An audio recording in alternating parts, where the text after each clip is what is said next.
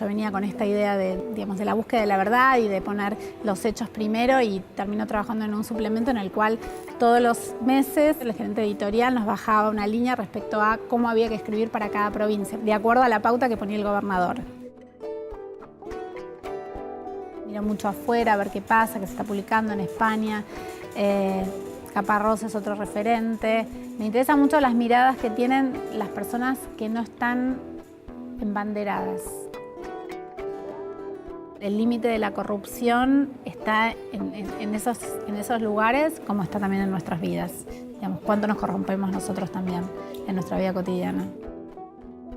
Viniendo yo de una familia atea, siendo bastante agnóstica, terminé subiendo a la Virgen del Cerro, rogándole por otro hijo. Uno llega a lugares que nunca pensó que iba a llegar.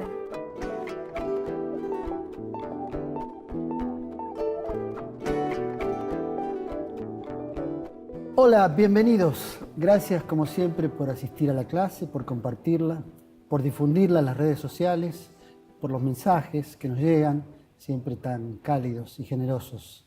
Hoy tenemos clase de periodismo y en particular de investigación periodística con una profesional del tema de la investigación periodística que publicó un libro sobre Margarita Barrientos, una crónica sobre la pobreza, el poder y la solidaridad.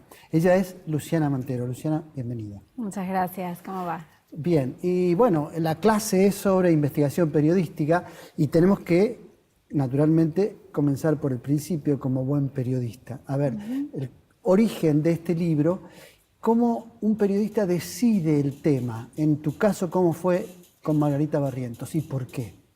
Tuvo que ver con mis afinidades y mis intereses. Yo venía trabajando en ese momento, estamos hablando del año 2008, en historias que tuvieran que ver con líderes sociales. Yo escribía para la revista Tercer Sector, que enfoca a todo el mundo de las organizaciones de la sociedad civil. Era un interés que yo ya venía arrastrando cuando había pasado por medios grandes. Había enfocado, digamos, en todo lo que hacía el movimiento solidario en Argentina, Juan Carr, Toti Flores y tantos más. Y dentro de ese mundo, dentro de ese universo, yo sabía que quería escribir crónica. Me había maravillado con la idea de poder escribir largo, pausado y detallado, con estrategias de la literatura, una historia que es real. Y bueno, Margarita la conocía por su labor, la había entrevistado algunas veces. No la conocía demasiado, pero sabía, digamos, de su historia. Y era una historia impresionante. Tenía todos los condimentos de una buena historia para contar. Casi que, bueno, esto de que se dice que la realidad supera la ficción. Y bueno, esto fue lo primero, lo que me impulsó, la pasión y el interés por saber más de su vida y por sentir y tener el instinto y el olfato de que esta era una buena historia. Hay algo destacable en principio en tu condición de periodista, que es que siendo que sos periodista en una época en la que en todos los medios en general se recomendaba escribir cortito, en hacer crónicas más pequeñas, en solo la información, el título, la voluntad de decir, bueno, no, me gusta escribir largo, me gusta contar las historias y darles el espacio y el tiempo que corresponde. Me parece que eso es una decisión que toma el periodista en momentos en que, en apariencia, no es lo que el medio pide, ¿no? Bueno, se dice que todavía hay lectores que leen largo y que los lectores buscan buenas historias para leer largo a pesar de lo que se crea, pero sí, no tenemos ese espacio en los medios. Yo creo que en mi caso vino del amor por la literatura, o sea, de tener un libro en mis manos con cada viaje que hacía y de descubrir historias que me parecían fascinantes y empezar a ver que también se podía hacer literatura con esto que yo había elegido, que eran las historias que son reales, que son verdad, ¿no?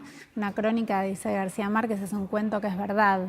Entonces, bueno, creo que vino de ahí el interés, la pasión y la fe, porque además yo había también colaborado un tiempo atrás con un libro de Eduardo Anguita sobre cartoneros.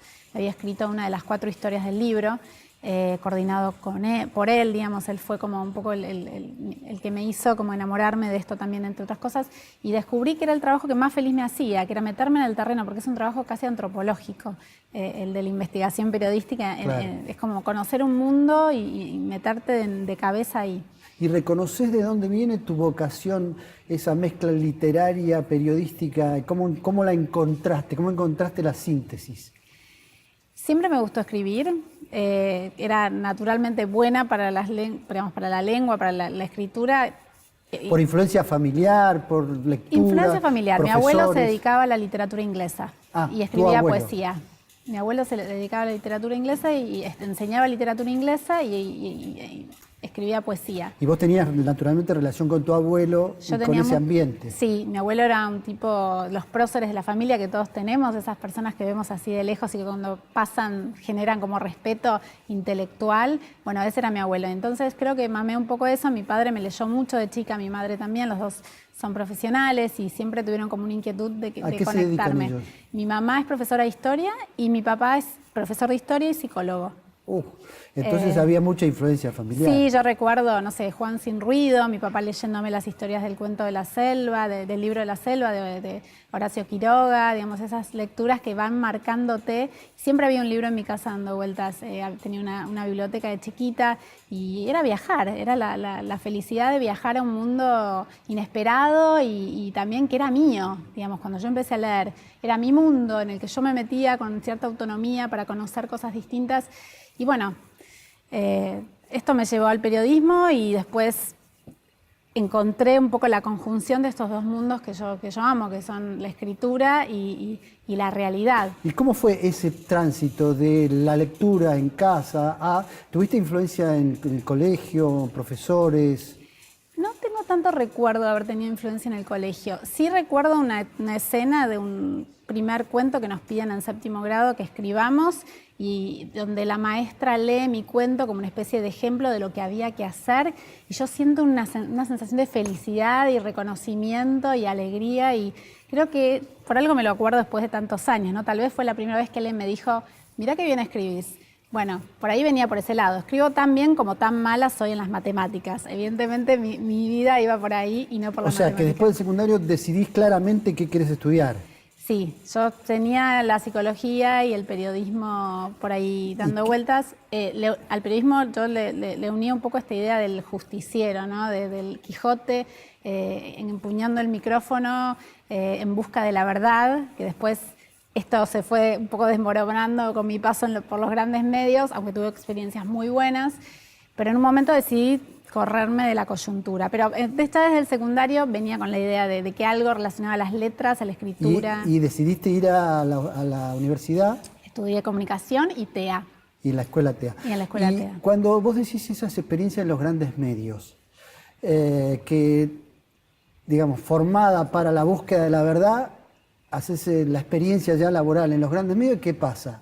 Bueno, en algún momento en uno de los grandes diarios sentí que había una escritura más por compromiso comercial que por interés, por conocer. Creo que era una línea que se bajaba. Me bajaban una línea, yo lo cuento en uno de los libros, mi segundo libro, El deseo más grande del mundo, cuando cuento que uno a veces viene con toda una idea de la vida programada y la realidad se te planta frente a tus narices y te la muestra distinta. Cuento un poco una analogía con el periodismo, cuando yo venía con esta idea digamos, de la búsqueda de la verdad y de poner los hechos primero y termino trabajando en un suplemento en el cual todos los meses el gerente del interior, el gerente editorial nos bajaba una línea respecto a cómo había que escribir para cada provincia, un suplemento de provincias del interior. Entonces algunas estaban en amarillo, algunas estaban en rojo y otras en verde, de acuerdo a la pauta que ponía el gobernador.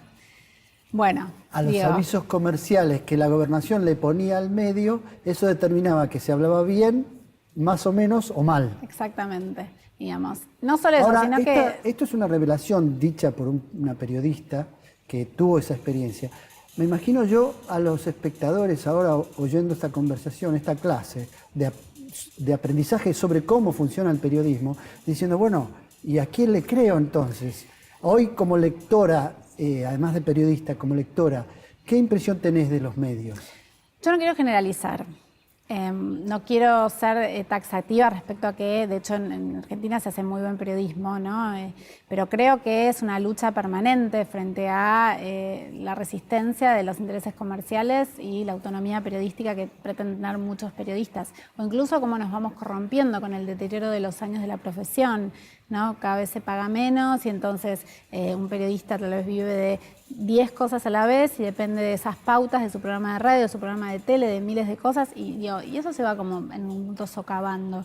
esta idea de la distancia con el político, ¿no? Yo me acuerdo cuando veía como una cosa medio promiscua incluso con los políticos o que veo que a veces les mandan las notas para que el político chequee lo que se publica. Yo creo que hay mucha promiscuidad y se perdió ciertos valores, no quiero sonar conservadora, pero se perdió cierta rigidez sana que marcaba la independencia del periodista, ¿no? De la profesión.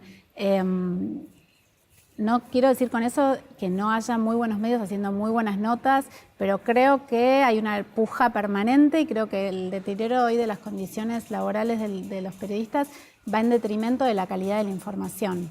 Eso es irrefutable, ¿no? Pero hay muchos proyectos que salen, que van por afuera de los grandes medios, que se dedican a contar historias más profundamente. Y estoy pensando en la revista Anfibia, que no puede coincidir más o menos con su línea ideológica, pero digamos, se nota que hay un trabajo a fondo para contar la realidad. Y bueno, hay otras revistas de crónica. Yo personalmente encuentro mi desarrollo profesional por fuera de los grandes medios y hoy no volvería. Trabajo freelance y escribo en lugares donde siento que todavía hay lugar para profundizar, ¿no? O que tenés control de tu trabajo y lo que se publica es lo que vos efectivamente querés. Sería como que, digamos, la universidad, las escuelas de periodismo forman para un periodista íntegro que pelee por su independencia, pero después, en la práctica laboral, es ahí donde se pone en juego el ser de cada uno, el ser periodista de cada uno, ¿no? Totalmente. La conciencia con la que trabajás y cómo te enfrentás al poder editorial, a las indicaciones de los jefes o de la línea editorial del medio. Ahí llega un punto en que tenés que decidir casi sobre tu vida profesional. ¿Esto es lo que quiero o no? ¿No? Tal cual. Hace poco escuchaba a Martín Caparrós decir que él respetaba mucho a los libros porque los libros eran como un refugio, digamos, de muchos periodistas que todavía sigan pensando que las investigaciones de largo aliento, ¿no? Que tardan mucho tiempo, en otro ritmo, no en el ritmo 2.0, digamos, de los medios o del cierre permanente digamos, cotidiano de los medios, donde uno tiene más capacidad o más posibilidades de ir más profundo, más posibilidad de pensar y poder analizar todas las perspectivas. Eran un buen lugar donde recurrir y por eso había tantos libros y tantos periodistas que iban hacia ese lado, ¿no? Claro, y también tantos lectores, ¿no? También. Que están encontrando en los libros y en las crónicas de este tipo, en las crónicas de investigación, han encontrado que también les creen más, como sienten que el periodista alcanza cierta independencia y cierta verdadera libertad para ejercer su oficio. Yo creo que el lector tiene olfato respecto a, incluso porque, bueno, también es cierto que hay libros, digamos, muy militantes, digamos, que no se comprometen con esta idea de poder mostrar las caras de todas las caras del fenómeno social o de la noticia o del tema. Yo creo que hay un olfato del lector de poder detectar. Hay gente que va directamente a comprar el libro sobre lo que quiere escuchar. Claro, que pero quiere también, que le diga lo que exacto, espera. reafirmar creencias. Pero también creo que hay lectores más independientes que buscan aquellos libros, como vos decís, que explican la realidad de manera más compleja. Y hay mercado para esos libros. Y creo que esto es un trabajo de evangelización de los que creemos en este tipo de libros, de las investigaciones hechas con tiempo, con todas las miradas, sin bajar una línea puntual. Obviamente siempre es un recorte, siempre hay una subjetividad, pero me parece que todavía hay mercado para esos libros y tenemos que seguir evangelizando por este tipo de periodismo narrativo de literatura de no ficción, como quieras llamarlo.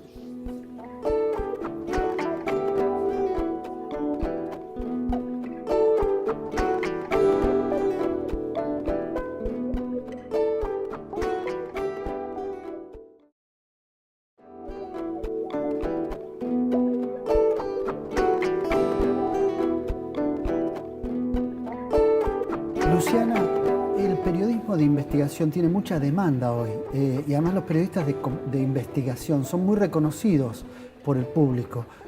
Pienso en Hugo Alconada Amón, por ejemplo, en Luis Gasulla o en tantos que son periodistas que la gente empezó a reconocer, como decir, bueno, le creo, porque ahora la gran pregunta del periodismo de investigación es ¿quién financia el periodismo de investigación? ¿quién paga? Porque para hacer una investigación se necesita mucho tiempo, se necesita tal vez un equipo de trabajo. ¿Cómo se puede resolver ese dilema, no? Ese es el gran problema que tenemos los periodistas. Hay poca financiación de ese tipo de trabajos, entonces hay pocos trabajos de ese tipo, ¿no? Salvo los periodistas que ya se han instalado y cuyo medio de comunicación decide y se da cuenta y decide invertir en el trabajo de ese periodista. En el trabajo de ese periodista. Porque se da cuenta que le rinde, sí. Porque el público lo sigue. Sí. Ahora, con el desarrollo de las redes sociales, cuando hoy aparecen periodistas, entre comillas, en las redes sociales, gente que suele informar o opinar, o a veces con fundamento, a veces sin fundamento, a veces sin probar los hechos, los verdaderos periodistas de investigación o los que quieren hacer el trabajo en serio, considerando además que el oficio es altamente importante para la construcción de una sociedad democrática, donde el público o los ciudadanos necesitan tener buena calidad de información, se desaniman porque no tienen posibilidades ni recursos para hacer ese trabajo, ¿no? No es fácil. La verdad que antes estaban amparados en los grandes medios, ahora los planteles son más reducidos y los presupuestos de los grandes medios para pagar grandes investigaciones son mucho más reducidas. Y lo que pasa es que se termina transformando en algo independiente. La apuesta de un libro como este es una apuesta independiente. Hay sistemas que se están generando, como los de crowdfunding, es decir, que la gente puede aportar como una colecta colectiva y virtual en pos de un libro que va a salir. Son posibilidades. Todavía muy, muy en ciernes. La realidad es que en general la mayoría de los periodistas que hacemos investigaciones largas las hacemos viviendo de otra cosa, claro, en nuestros ratos libres o porque podemos encontrarle la vuelta, y entonces es una apuesta más al amor el que uno hace y a la sensación de que uno va construyendo una carrera en el largo plazo, pero también es más difícil. Y los libros que realmente rinden a nivel económico son los libros escritos muy rápido sobre temas de coyuntura, que para mí no tienen esa curaduría, ese trabajo. No quiero decir que todos sean así, hay libros muy buenos escritos al fragor de la lucha, de los sucesos del momento, pero cuando uno quiere escribir un libro con más profundidad y con más investigación y con más reflexión respecto a los caminos narrativos que uno va a tomar, necesita tiempo.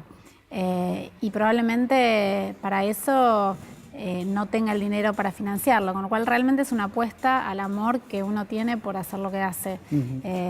Conociendo como conoces, por haber tenido la experiencia de trabajo y haciendo tu trabajo como periodista, ¿cómo sos como ciudadana lectora o cómo te informás y cómo haces vos para conseguir buena información?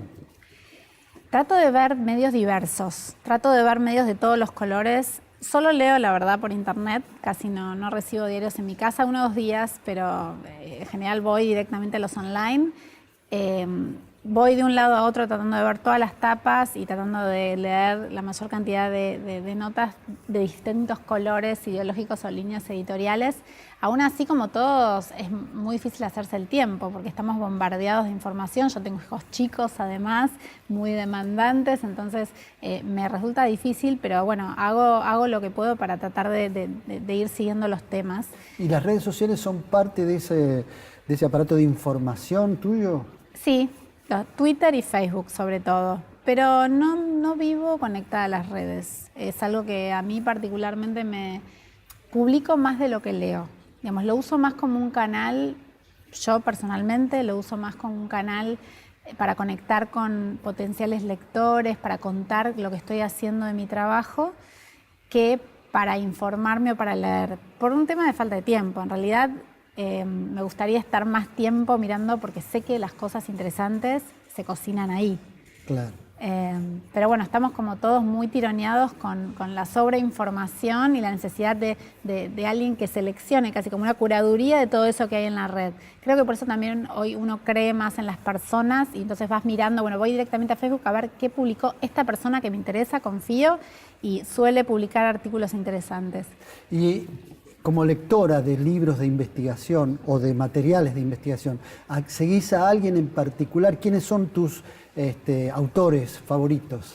Bueno, a ver, todos los periodistas que tienen que ver con no ficción, Josefina Licitra, me interesa mucho lo que escribe y la mirada que tiene sobre los distintos temas, Leila Guerriero, Cristiana Alarcón, Revista Anfibia, que la verdad que es muy interesante lo que hace, La Agenda de Buenos Aires, también es una página web donde yo puedo ir a profundizar y a ver los textos o las miradas interesantes y originales sobre los distintos temas. Y esos materiales de esas periodistas, bueno, la revista Anfibia está en internet, se puede buscar como con ese nombre, sí. Pero en el caso de las periodistas lo buscas por el sitio web de ellas. En el sitio web o en Facebook. En general, bueno, Leila no tiene Facebook, pero bueno, Cristian Alarcón publica bastante en Facebook, Josefina Licitra también, y voy salteando cosas. John Carlin, suelo leer los artículos del País, miro mucho afuera a ver qué pasa, qué se está publicando en España. Caparrós es otro referente. Me interesan mucho las miradas que tienen las personas que no están embanderadas, que todavía como están en esa franja de mirar la realidad y tomar posturas sin ideologías duras, ¿no? Sin seguir dogmas. A mí esa es la gente que más me interesa. Y en general los periodistas de no ficción solemos estar como ahí. Me acuerdo escuchar hace un tiempo a Josefina Licitra, una de las maestras de la no ficción en Argentina, decir que ella fue a hacer una entrevista a creo que era Tompkins, a un supuestamente destructor de la ecología en una provincia, y se encontró con alguien que no era lo que mucha gente decía que era, que el tipo estaba reforestando el lugar, que estaba transformando, invirtiendo su fortuna en... Bueno, son periodistas que todavía se atreven a confrontar con sus propios prejuicios. Sí, un empresario americano que había comprado tierras en el sur de Chile y también en el Palmar de Entre Ríos y que después de reforestar, de cuidar el ambiente, las donaba al Estado, ¿no? Tal cual. Y tenía, sin embargo, el prejuicio era que se quedaba con tierras, no dejaba pasar gente, era como para su vida privada. Ella se subió en un avión y se fue a entrevistarlo y conoció otro lado de la historia y se animó a contarlo. Digo, me parece que el periodismo es también... sobre todo eso, digamos, poder Claro, el problema sigue estando en quién paga el avión para ir hasta ahí, quién paga la estadía. Totalmente. Los recursos para que el periodismo de investigación, que es tan imprescindible, siga existiendo.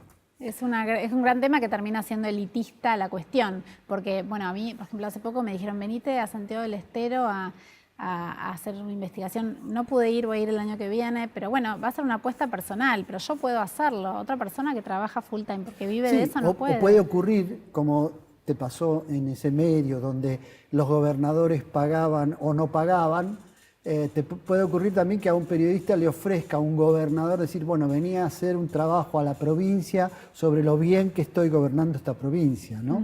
O un intendente o quien sea, como también se ve en algunos medios que eso ocurre. Es decir, el periodista obligado a ser casi un mercenario. Sí, sin las manos libres para poder contar las historias. En tu caso, cuando decidís hacer una investigación, ¿cómo pasó con este libro, el de Margarita Barrientos? Le dedicaste casi 3 años.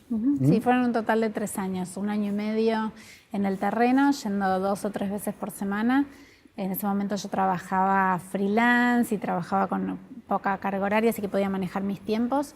Y me pasé durante 1 año y medio yendo ahí 2 o 3 veces por semana, muchas horas sentada en los piletones viendo la vida pasar, digamos, entrevistando a la gente, registrando situaciones que son parte del trabajo que uno tiene que hacer para que la realidad se te devele, ¿no? De esto habla Leila Guerriero mucho, como que es un trabajo de reloj, digamos, de ir contra el tiempo, casi de mimetizarse con el lugar para que la gente que está ahí se olvide de que estás y actúe naturalmente y poder registrar cosas que si no, uno no registra. Por ejemplo, me pasó estar sentada en lo de Margarita y ser testigo de un señor que venía a pedirle a Margarita que interactuara con una persona de su barrio, de una mujer pobre del barrio, para comprarle un bebé. Digo, una cosa terrible, a lo cual, bueno, ella medio se indignó, lo sacó corriendo, pero yo estaba ahí y yo podía ver que eso también pasaba ahí. Si yo no hubiera estado ahí, si no hubiera estado ahí sentada al lado de ella o con cierta mirada abierta no me hubiera enterado de esa situación probablemente. Claro. Esto de transitar y creo que es la única forma de poder investigar a fondo, ¿no? Cuando vos trabajabas en la revista de Tercer Sector y tenías contacto con Margarita Barrientos o con tanta gente dedicada al ejercicio de la solidaridad, ¿no? A la comunidad, a talleres como con Toti Flores, por ejemplo, o con Juan Car, ¿hubo algún momento que te desilusionara el contacto con esas personas, que fuera no lo que uno siente desde el lugar de, decir, de admiración, de decir, mira, estas personas cómo dedican su vida a los demás? ¿Te encontraste también con situaciones, sin dar nombres quizás, que vos decís, no es lo que parece? Creo que el problema es, en relación a estos tres referentes, que uno a veces les pide que sean dioses y que sean santos. No, yo no hablaba en particular de Toti Flores, de Juan Car o de Margarita Barrientos. En el día a día. En el día a día hay tanta gente que se dedica a eso, ¿no? Que dedica su vida a eso. Sí. Bueno, a la acción solidaria. Muchas veces, puertas para adentro, uno ve que ciertos valores no son tan puros como puertas para afuera. O que hay situaciones turbias en contextos sociales muy complicados, donde, como me dijo alguien por ahí en una de las investigaciones, el que, digamos, si no pegás, te pegan, digamos, esto de la ley del más fuerte. ¿En qué sentido? No, digamos, en términos de cierta violencia, que, digamos, cómo se resuelven algunas cosas, más de las que uno, digamos, está acostumbrado a tolerar. Pero en general, a ver, me ha pasado de ver a muchos referentes sociales muy metidos en el toma y daca de la política, pero no en la cosa clientelar. Sí, pero no en el caso de estos tres referentes, digamos. Te lo puedo decir más poniendo el eje en mis investigaciones periodísticas, cuando me tocaba ir a cubrir una elección al interior del país para un gran diario. Yo trabajaba en ámbito financiero y cuando me metía en épocas de elecciones, en los barrios más humildes de la periferia, y, digamos, y cómo eran la manipulación de votos o el comedor para el cual llegaba el paquete de comida, que en realidad después extorsionaba a los potenciales consumidores o asistentes a ese comedor para que hicieran lo que ellos querían. Digamos, hay algo, bueno, es la vida, ¿no? Hay que también poder contar estas cosas, ¿no? Como el límite de la corrupción está en esos lugares, como está también en nuestras vidas. Digamos, cuánto nos corrompemos nosotros también en nuestra vida cotidiana. Es un fino límite sobre el que hay que poner muy bien el eje, me parece, y poder contarlo cuando uno lo ve.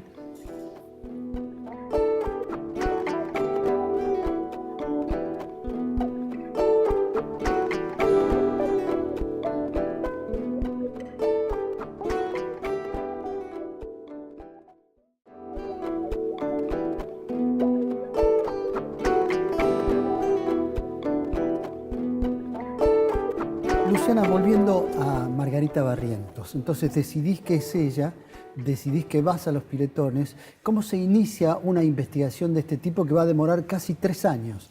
¿Te haces un plan de trabajo? ¿Te haces un organigrama?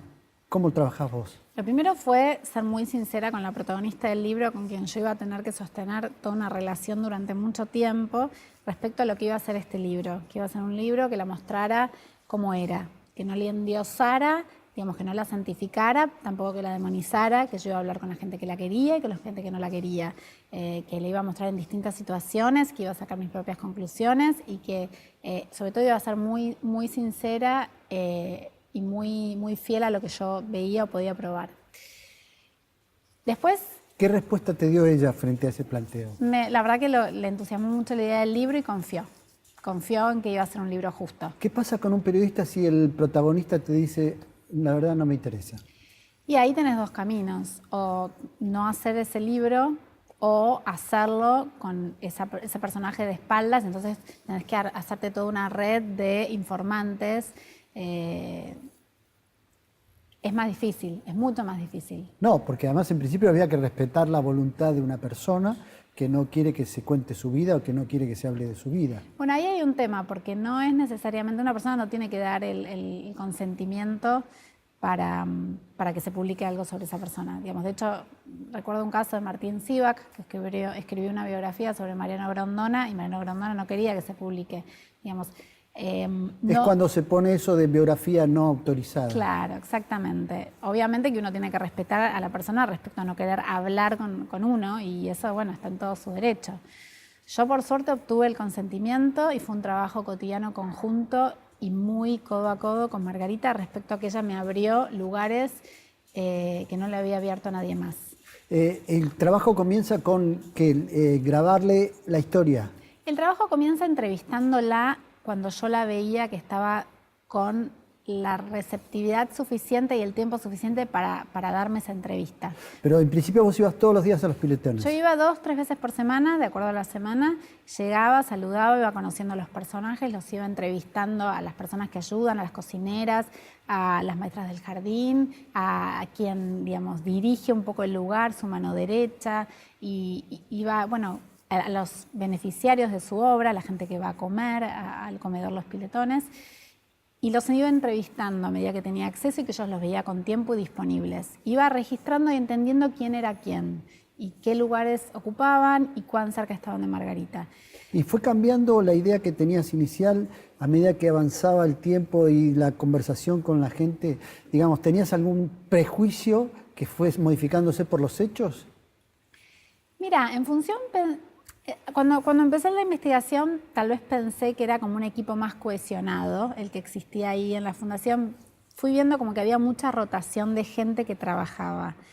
Luego me fui encontrando a las problemáticas sociales que le fui poniendo cara a las problemáticas sociales que uno en teoría conoce, pero que no les ve la cara, ¿no? Esto de el pibe pasado de Paco que entraba a pedir un gin al comedor, o la amiga de Margarita que en 1999, cuando ella ganó el premio Mujer del Año, la acompañó a recibirlo a la Feria de las Naciones, y ahora está, digamos, ahora no, pero digamos, cuando yo escribí el libro estaba pasada de consumo de Paco y entonces se sentaba callada, el teléfono que suena y es alguien de la cárcel, momentos de mucha desesperación donde también hay alguien que sale a solidarizarse con el que está sufriendo, digamos. Yo te diría que fui con una idea de casi como idealizada de Margarita. Ese fue como tal vez el mayor aprendizaje de este libro, que fue humanizarla, porque bueno, fui viendo también sus miserias, ¿no? Y además, vas a un lugar en el que uno supone que es un comedor para dar de comer a la gente del barrio y demás, y en realidad no, te encontrás con una situación social en pequeño, a escala, con una situación social dramática. Que entonces vas por un personaje y te encontrás con que estás haciendo una crónica de casi política, social, de un drama que tiene que ver con la historia de la política argentina de los últimos 30, 40, 50, 70 años. Se va convirtiendo en otro tipo de crónica, ¿no? Exactamente. A través de un personaje, pero se va convirtiendo en otro tipo de crónica. Sí, ya no es solo, digamos, contar la historia de Margarita, sino es contar todo ese mundo, digamos, que la rodeaba. Por eso vos decís una crónica sobre la pobreza, el poder y la solidaridad, porque el poder también interviene ahí, ¿no? Bueno, cómo Margarita recibía a famosos, a políticos, digamos, a deportistas, a gente renombrada, cómo interactuaba ella con otras clases sociales, administrando el poder de su propia imagen. Claro, porque los famosos no iban necesariamente a, digamos, algunos iban con cámaras y fotos para sacarse fotos al lado de Margarita Barrientos, no era porque iban a donar solamente, ¿no? No, y también, digamos, ella tiene como que filtrar mucho respecto a lo que vos decís, cuánto hay de cuestión genuina de acercarse a ayudar y cuánto hay de autopromocionarse porque queda bien estar al lado de ella. Claro, y también ella supongo que debe evaluar cómo me conviene a mí la utilización de los medios para conseguir más recursos. Absolutamente, digamos, es un toma y daca, digamos, ella es muy inteligente y puede definir con quién quiere sentarse, para qué y en qué momento, a quién atender el teléfono y a quién no, qué propuesta tomar de quién y cuánto coquetear con un político de la oposición, porque de repente este político quiere, digamos, me está dando por sentado, digo, no, es como un gran partido de ajedrez que ella y el poder va jugando y bueno, es interesante poder ver ese mecanismo porque en definitiva todos negociamos permanentemente.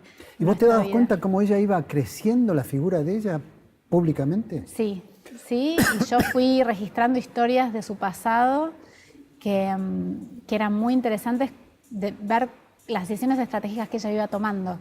Por ejemplo, el subirse a un remis y cruzarse la ciudad para ir a recibir un premio. Y después, en lugar de quedarse brindando con champagne, ir caminando y entrar a un restaurante, esta es una anécdota muy divertida, se sienta en este restaurante y dice, yo soy la mujer del año, así que vos hoy me vas a dar de comer gratis. Casi como riéndose de sí misma y el dueño del restaurante diciendo, sí, te vi en la televisión, ¿qué querés comer? Y tenía 5 pesos en el bolsillo para volver a su casa. Todavía cartoneaba en esa época, todavía Isidro, su marido, que murió este año, su gran compañero, bueno, manejaba el carro todos los días para juntar verduras y reciclar cosas para vender, para poder sostener el comedor comunitario. Son historias increíbles, de mucha miseria, de mucha desesperación, pero también de mucha superación. Y eso creo que es lo interesante también de este personaje.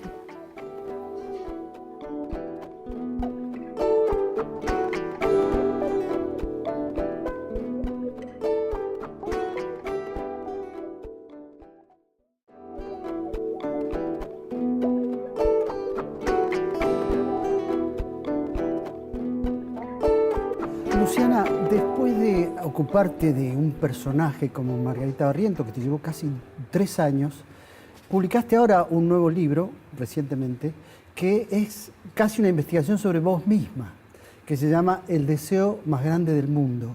Contame cómo fue esa experiencia. ¿Decidiste investigarte? Fue una historia que se me impuso. Yo ando tratando de registrar buenas historias para contar. Y después de haber vivido durante 3 años la búsqueda, también 3 años, ¿no? Qué casualidad, la búsqueda de mi segundo hijo, Joaquín, en el cual me habían dicho que era imposible quedar embarazada, me habían diagnosticado menopausia precoz. Cuando Después yo de haber empecé a buscarlo. estado... Yo tenía un primer hijo, Lucas, y a sus 2 años empecé a buscar un segundo hijo. Y los médicos me diagnosticaron menopausia precoz. Y fue un camino, eso significa que mi reserva ovárica está vieja, digamos que algo que le pasa a una mujer de 45, 50, 55 años, a mí me había pasado a los 33. Y entonces me enfrenté a una situación muy dolorosa que vivimos millones de mujeres, que es tener que despedirnos de esa maternidad genética o biológica que no va a ser genética en este caso. Y esta idea del hijo que llega con naturalidad después de una noche de amor y placer, el cuento de hadas que todos tenemos en la cabeza, se acaba. Y bueno, y empezar, si uno quiere, intentarlo a través de algún recurso médico, a poner el cuerpo a tratamientos de fertilidad que son muy cruentos y es muy difícil atravesarlos. Estuve 3 años con este imposible, 3 años de poner el cuerpo, 3 años de duelo, de tristeza, de seguir adelante disfrutando de mi primer hijo, pero a la vez yo sentía que había un deseo muy fuerte de tener otro hijo. Claro. De darle un hermano, de seguir este camino tan maravilloso que me había mostrado el tener un primer hijo, ese universo de la maternidad con el que yo me había entusiasmado. Hice millones de cosas. Precoz, digo, para explicarlo Sí. Vulgarmente, ¿significa que no tenés ovarios? No, significa que tu reserva ovárica, o sea, tus folículos que se van a convertir en óvulos están viejos. O sea, no sirven, no tienen la calidad suficiente para fecundar. ¿Y eso por qué ocurre siendo tan joven?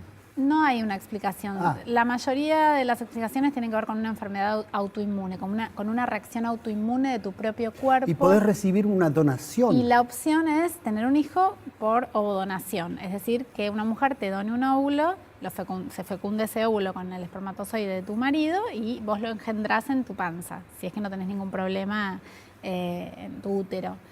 Mis opciones eran esta. Para llegar a esa opción tenías que atravesar primero todo el duelo de sentir que Primero, no iba a ser natural. Realmente aceptar este diagnóstico, porque uno siempre tiene la esperanza de que el médico se equivocó y entonces vas pasando de médico en médico haciéndote análisis. Después llega un momento en el que lo intentaste todo y decís, hasta acá llegué, es aceptar en el camino, el lugar en el que estás, aceptar tu diagnóstico, aceptar que esto es así.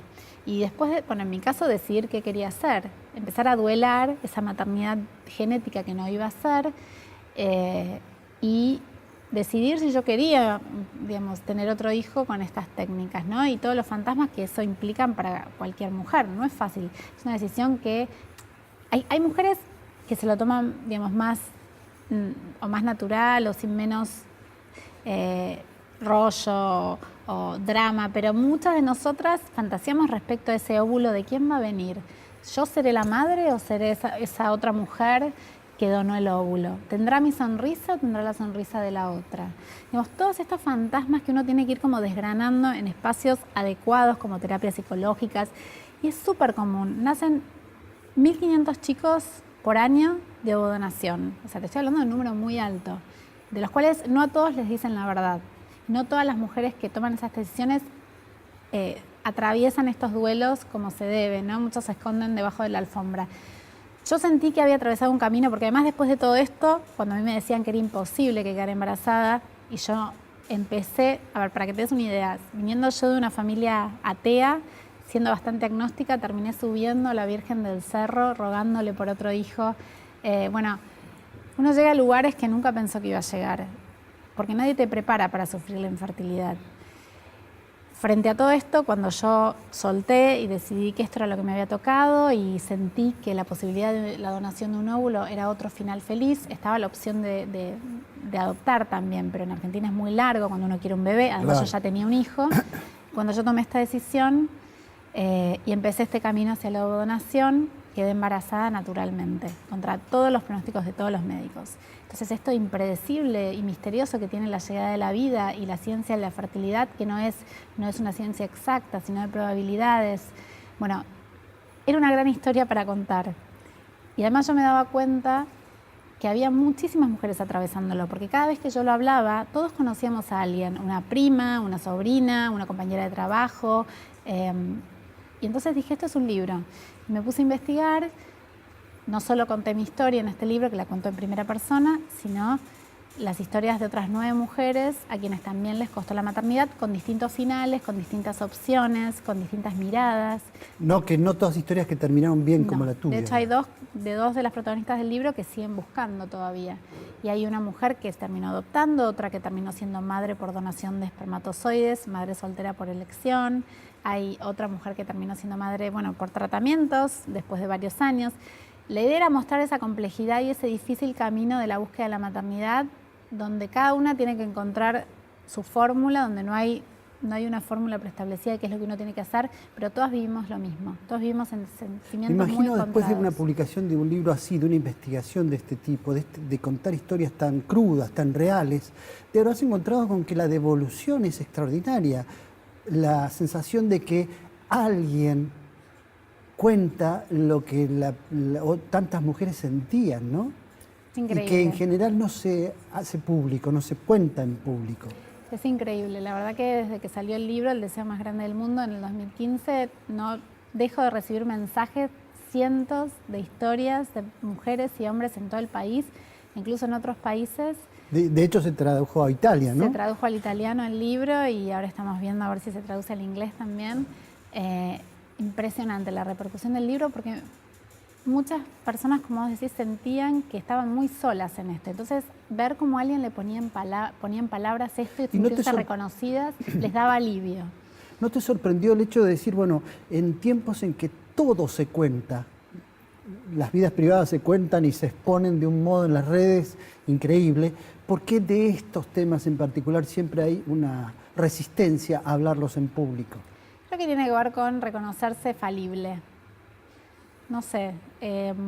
O quizás porque tenemos esos mandatos de las cosas que tienen que salir perfectas o que tienen que resolverse tal como se soñaron. Tal cual. Y en definitiva es aceptar, ¿no? Esto de no ser perfectos, de ser... Tal cual. Y de poder convivir con eso, ¿no? Y el gran desafío del libro a nivel literario fue, digamos, no mostrar el morbo, digamos, ir lo suficientemente profundo como para que este sea un libro que conecte con el lector, porque no había otra forma de contar esta historia que no era corazón abierto, pero por otro lado el límite tan fino del morbo de la historia era algo que yo tenía que evitar, porque más tampoco quería exponer a mis seres queridos.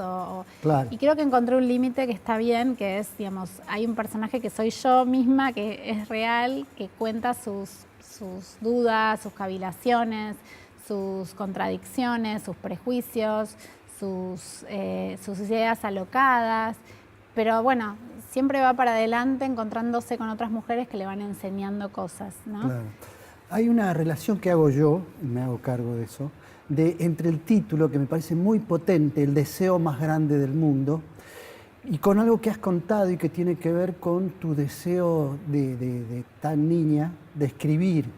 Quizás ahí, al publicar este libro, se dice que escribir el libro es como tener un hijo también, de alguna forma, ¿no? Ahí me parece una síntesis perfecta entre lo que es tu necesidad de escribir y de expresarte y de investigar y de alcanzar la verdad, con este deseo de tener un hijo y de que sea una verdad también que se constituya en tu vida, ¿no? Sí, sí, el libro es muy potente, el título es muy potente y para mí sale como de las entrañas. Yo te contaba recién que es como un título que salió de las entrañas, ¿no? Fue el primer nombre de la carpeta, el primer artículo, los primeros borradores que escribí, y ese tenía que ser el título, es como más allá de todo. Y escribir es para mí lo que me da placer y felicidad. Y te diría que en segundo lugar, estar con mis hijos y mi familia, con lo cual, bueno, sí, como vos decís, hay algo. Bueno, espero que ese deseo se continúe, que se continúe en el sentido de escribir más hijos, más libros, y que nosotros te agradecemos porque la necesidad del periodismo de investigación, como dije en algún momento, es básica para que los ciudadanos estemos bien informados. Así que espero que se resuelva la forma de poder financiar para que los buenos periodistas de investigación nos estén aportando esa calidad de trabajo que necesitamos para poder construir nuestra propia opinión crítica, ¿no? Ojalá, ojalá que porque no se transforme en algo elitista, que solo pueden hacer los que tienen cómo vivir, ¿no? Claro, o que sean pagados por que se tengan que convertir en mercenarios para escribir investigaciones referidas a personas que quieren ser protagonistas. Así que bueno, por el deseo más grande del mundo y por el libro de Margarita Barrientos y por tu trabajo, muchas gracias por No, por estar gracias aquí. a vos, gracias.